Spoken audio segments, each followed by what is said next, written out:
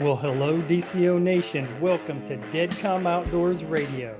This is the show where the tide set the tone and the bite tells the story. We're diving into everything saltwater inshore kayak fishing, from lures and locations to weather, water, and winning tactics. If it helps you hook up on more fish, we're talking about it right here. So grab your paddle, check your drag, and here we go. Well, welcome DCO Nation to Deadcom Outdoors right here on the Outdoor Radio Network. And before we get to our guest tonight, I'd like to invite you guys to follow me on Instagram, Facebook, Spotify, YouTube, so that you never miss a show, you never miss a fishing update. Just search Deadcom Outdoors and we can get connected. So now that that is out of the way, guys, I want to introduce Captain Jason Burton and Captain Chris Regan. They are the guests tonight. This is the first time I think I've had multiple guests on, so we're going to see how this actually works tonight. So, how you guys doing? You guys doing okay? Oh, doing good, man. I appreciate the invite. Thank you so much. Good. Yeah, absolutely. Yeah, so guys, I wanted to get you on last week, but you guys just competed in the Southern Redfish Cup, and it was down in Georgetown, South Carolina, a couple of weeks ago.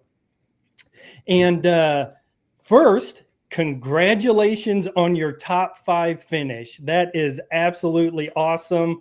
And I want to talk about the tournament experience and what you guys did that day. So, Captain Chris, let's start with you. So how long have you two guys been fishing together on like tournaments and redfish tournaments? This is what, start of year 3.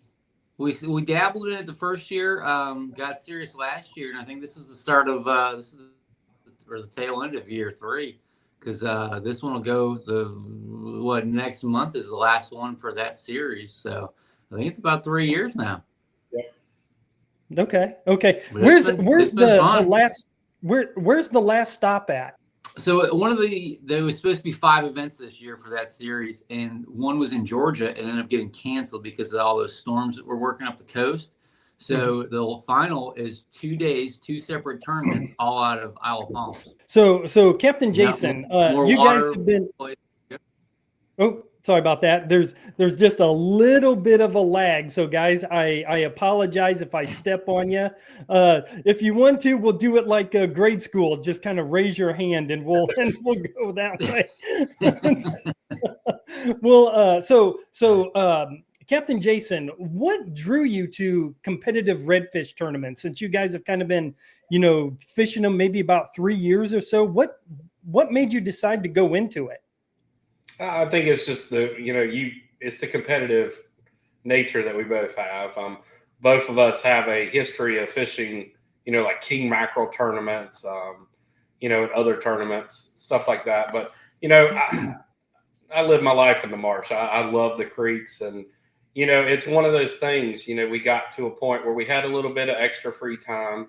We got some wonderful guys that run charters for us that allow us a little bit of freedom to do this. So we said, okay, let's just go see how we are compared to everybody else, and it ultimately was just, we think we're good, but let's go compare ourselves to everybody else. And Chris can tell you, it's a learning experience, and it's stuff that humbles you. You walk in there with your chest stuck out and you leave with your butt in the air. Yeah, Captain Chris, you're up there shaking your head. Is that the same for you too? No, absolutely. I think it is the competitive side. You want to go fishing, and you get to experience different waters and test your skills in different places. You fish the same area, 7 days a week for 10 years straight. You got that dialed in, but you can go to somewhere else and see if those same skills work. Sometimes they do, sometimes they don't. So that's the nice thing, just to see different places.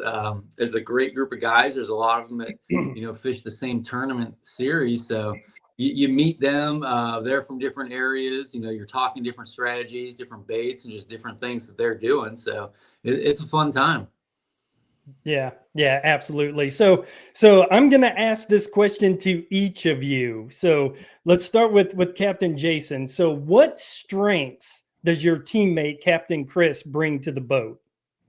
Oh, Chris, don't get all emotional on me, Chris. Chris is my rock. I am the. Nah. I'm very high, very low. You know, I try to stay level, but I'm just so energetic and enthusiastic and calm. Chris is my rock. He is calm, cool, collected. You know, we're gonna do this. We're gonna win, and he always brings such a positive vibe. Like even when we know everything we tried didn't work, it's like, hey, let's go to the next spot. We're gonna get them, and that positivity just gives you that. You know, we're never out of it until we're out of it type of feeling. Yeah, yeah. Captain Chris, your turn. What kind of strengths does Captain Jason bring to the boat? A lot of it, part of it is the same way, but also the same thing is you have someone that's going to dedicate the time, do research ahead of time, and go pre-fish with you. Take time away from family, friends, work, doing all that stuff just to go and be serious and be competitive. So that's the nice thing. Yeah, yeah. It's got to be, you guys have got to gel together as a team. I mean, you got to figure you're on the water for what, 8 hours, during the tournament day and multiple days and then pre-fishing. So, you're probably talking what, 4 days together at least? Yeah, yeah. The thing about these tournaments, we're fishing Not longer. Yeah, we're fishing a smaller skiff, so it's not like if you don't like the person you're standing next to, it can get it wouldn't be much fun. And me and Chris, we have traveled up and down the coast. We've went to fishing events, and I can honestly say, no matter win, lose, or draw, we always have a great time. So, okay, so let's kind of get into the tournament here. So let's talk your pre-fishing day. How many days did you pre-fish? Let's throw it to Captain Chris. How many days did you pre-fish? And did you kind of get a game plan after those pre-fishing days? We did. We fished 4 days before the event, the 4 days leading up, and then we did kind of 1 or 2 days the week before, and then 1 day the week before that. Just trying to match the same tide cycle up. But by the time tournament day came, we had our game plan of where we were going to start, our spot after that, and we stuck to that plan, and it worked out for us. We caught a ton of fish that day. Obviously we wanted a higher bag size, but we kept catching ones that were just over the legal size, just under the legal size, things like that. But we had our game plan already set in stone before we left. Yeah, yeah. So let's talk about that real quick.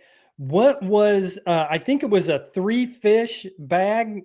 Is that what you guys were going for each day, was 3 fish? And what was the slot size?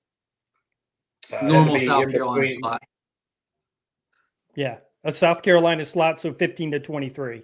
So Captain Jason, what was the biggest challenge during pre-fishing? Georgetown, hands down, is one of my favorite places to fish. But as everybody knows, Georgetown is a hub for 4 different rivers.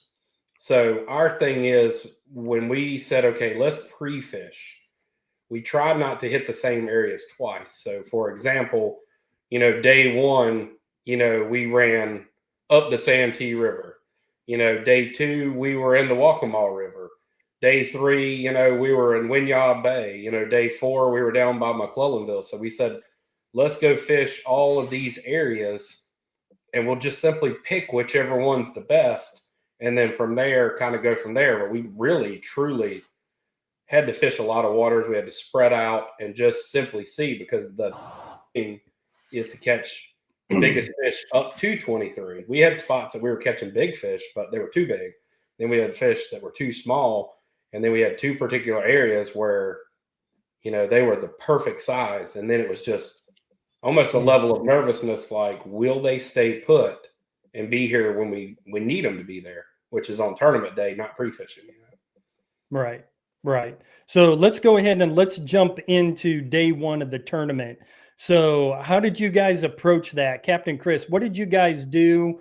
And where did you end up going day one? You don't have to give away like specific spots, but just kind of a region or whatnot. Where did you guys end up going day one, and how did that pan out for you? We ran south. We ran down into like Santee Bay area. So that was where we found some good fish, and we went there, and we had within 30 minutes of being there, we had 2 to 3 fish that we weighed. And after that, we kind of went back, kind of the same places we pre-fished. We went right back there. So then we hit one other spot in Santee. Then we ran to the Waccamaw. The Waccamaw didn't pan out for us. We didn't do good there at all. And then we went, we ran up the sand pit. A lot of it we were trying to fish more rivers. The a little bit more brackish water, a little bit more fresh for some of those heavier fish, and it made a difference because you can have 2 fish the same size, and one that's in all saltwater versus one that's a little bit more brackish. There was a noticeable weight difference. Who got the first fish, and what did you catch him on, Captain Jason? I think, was it you or me? I don't even remember. It was very fast. I know it had to be either you or it was very fast. So I can't remember the first one. You got the first one. I got the second one. Okay, yeah. I mean, it was like the area that we were in.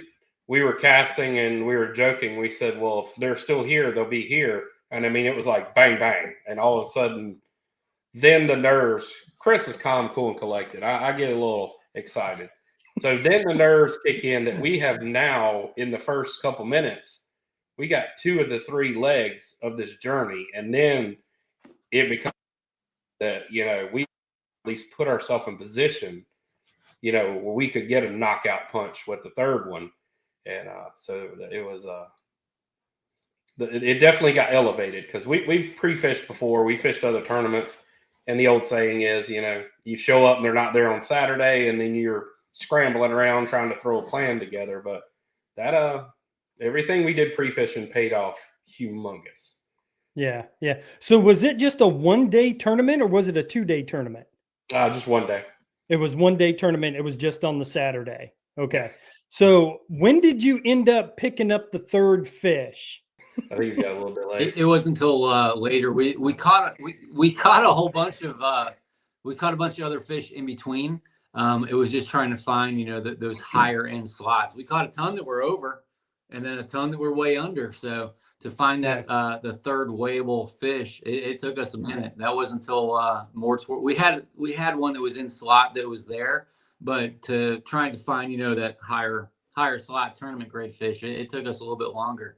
One of the things that we in the morning when we pre-fished that area the days prior, that tide was later. So we had good, clean water. We had good visibility where we were sight casting. Tournament day, the tide was super early. So the sun wasn't up. We shotgun start right at safe light, and we were beating feet to get there. And we had fog. We had a little bit of everything. So we weren't sight fishing at that point because we couldn't see. Right. Okay, so hold those thoughts, guys. We are at the end of the first segment. Don't go anywhere. We're talking with Captain Jason Burton and Captain Chris Regan, and you're listening to Dead Calm Outdoors right here on the Outdoor Radio Network. Well, welcome back, DCO Nation, to Dead Calm Outdoors. We're chatting with Captain Jason Burton and Captain Chris Regan, and we are recapping their top 5 finish at the Southern Redfish Cup that took place a couple of weeks ago down in Georgetown. And we were just kind of starting to touch on tournament day. You guys caught those first 2 fish kind of right off the bat. Bang, bang. You guys didn't even really know who caught the first ones, which was actually kind of funny. But so when did you guys really start to have to call those fish out? And you're like, okay, we've got our 3, were the 3 fish all right at the top of the slot, or did you have a couple of shorts? Or Captain Jason, kind of walk me through what you guys were thinking as the day progressed. It was a very rewarding day. I know Chris will agree with me. That's the most fish we've ever caught in tournament. We went to the first spot, we got our 2 fish. then it became reality that, we're possibly one fish away from winning this tournament. And then as soon as, Lady Luck shines your way, we go through the secondary zone where we had caught our fish, and those 21 to 22 inch fish turned into 15. So I don't know how many little ones we caught, 6 or 8 little ones. And then that's what ultimately said, okay, well, we're going to leave here and go to spot B. And I got the funniest story ever. Chris already knows what it is. So we went to spot B, and the tide was just too high. And the area that we fished, the water was high. We're looking at tide charts. We thought the tide change was going to be at 11. At 11 o'clock, it's still rushing in. And then all of a sudden, we started catching overslots. I mean, we're catching 26, 27s, all this stuff. And I'll be quick with my story, but this will tell you we sound super organized. We're fishing an area, and a father and son ride by in a John boat. And, we're not listening to music or anything, so we could hear them. And the dad goes, "Why are they fishing over there?" And he said, "Son, that's a tournament boat." And he said, "They're trying to compete to win a tournament." He said, "It's a shame that they're in the wrong ditch. That next one down is where all the fish are." He drives off. I pull up Google Earth on my phone, and I look at Chris, and I said, "There is another creek over here." I said, "But we have never seen this creek. We know nothing of it." And we pull in there and get our hearts ripped out because we had first cast. We hook up to like a 23 and like 1/16. I mean, we measured him, looked at him, measured it, looked at him. And then the hard part about these tournaments is, do you risk it? Because if that fish is disqualified, you have no shot. And so we thought about it and said, okay, will he shrink? If he stresses out in the live well, will he draw up? Made the decision to let him go, But that's the stress of that type of fishing. But the funniest part of the story is all the pre-fishing, everything we did, and a father and son riding by going, "Hey, that next spot's way better than what you're fishing," led us to what could have been the winning fish, just that much too big. Yeah. Probably just talking loud enough for you guys to hear it, right? Oh, we could hear it. They were loud. Oh. They were like me. They had a very carrying voice. So. Yeah. So what lures and presentations were you guys using, or were you just kind of changing up all day to try to find those fish? We kind of bounced around. Everything from shrimp imitations to jerk baits to all the Z-Man stuff. I kind of stick. Jason he's a believer now too, like baller Z's, things like that. I threw those the entire time. So depending on where we were and what we were doing, change colors. Like I say, it was a mix of everything. We both showed up with 4 rods, 4 different things, or 4 different colors on each one, and went to town. So to remember exactly which fish ate what, I couldn't even tell you because I threw so many different things. Yeah. And that's tournament fishing, man. I mean, you got to find it and just keep trying to see what the bigger fish want to, because when I was out fishing a few days ago, I was throwing the little bitty slim swims and I wasn't getting anything. And so then I started going to the bigger profiles and I wasn't getting any hits whatsoever. So, and that's tournament fishing, just trying to find that right fish. So as you were working through your day, I know you got the one fish that was like a 16th over. Was that your heartbreak fish? Like, oh man, if he would have, I don't know if we're going to catch that one that's going to put us over the top. Captain Jason, was he the heartbreak fish before you got the one that really put you in? We had multiples. So, I mean, that one was the close one, but it's that excitement, you set the hook, you realize, okay, this is not a 15-inch fish. He pulls drag, he gets in, you got the net out, you're trying to net this fish, and you look at him and you just, for me, again, Chris, calm as can be, I'm over here, is this the one? Is this the one? Is this the one? You measure him 23 and a half. Oh God. So then you're instantly deflated and you go back out. And so we had 2 or 3 of those, but going back to your point on those search baits and for people, pre-fishing, I'll give you a prime example. We were fishing a lot of different size baits. The new 2.5, I think that's correct, the 2.5, the mini prawn stars. Mm-hmm. So during one of the pre-fish sessions, we switched to those and started absolutely massacring fish.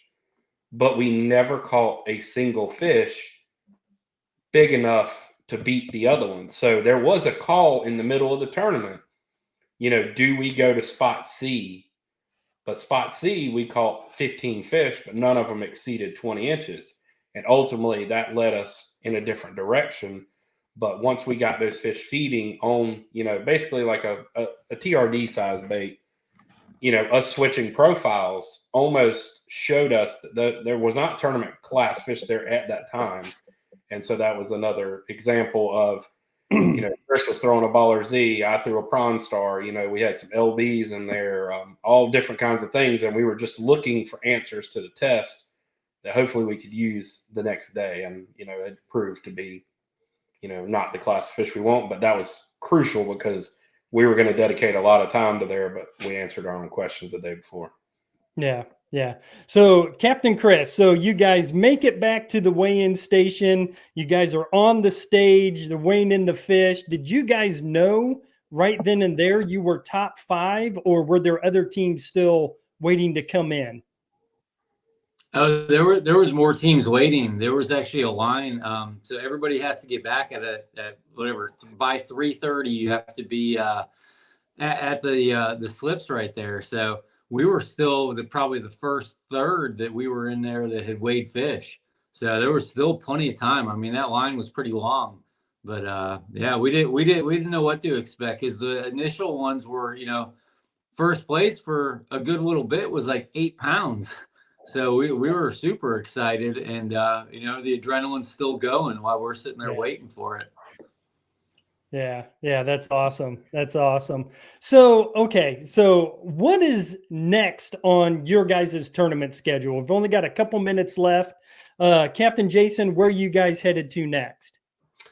Yeah. So now, as if we didn't put enough pressure on ourselves, like Chris alluded to, one of the tournaments was canceled in Georgia because of a tropical storm. So we have a double tournament the first weekend of December. We have a tournament on Saturday, which is a one-day tournament. We have a tournament on Sunday, which is also a one-day tournament. These two tournaments will determine team of the year. And what me and Chris are really hoping for is, now with this series, the top 50 points go to Mississippi to compete in the World Series of Redfishing against the best in the country. So first and foremost, we would love to win the tournament, but we're hoping to qualify to go to Mississippi to see, what it's like outside of the state of South Carolina. But we got 2 tournaments to go. The way the format is, they take your best 3 scores.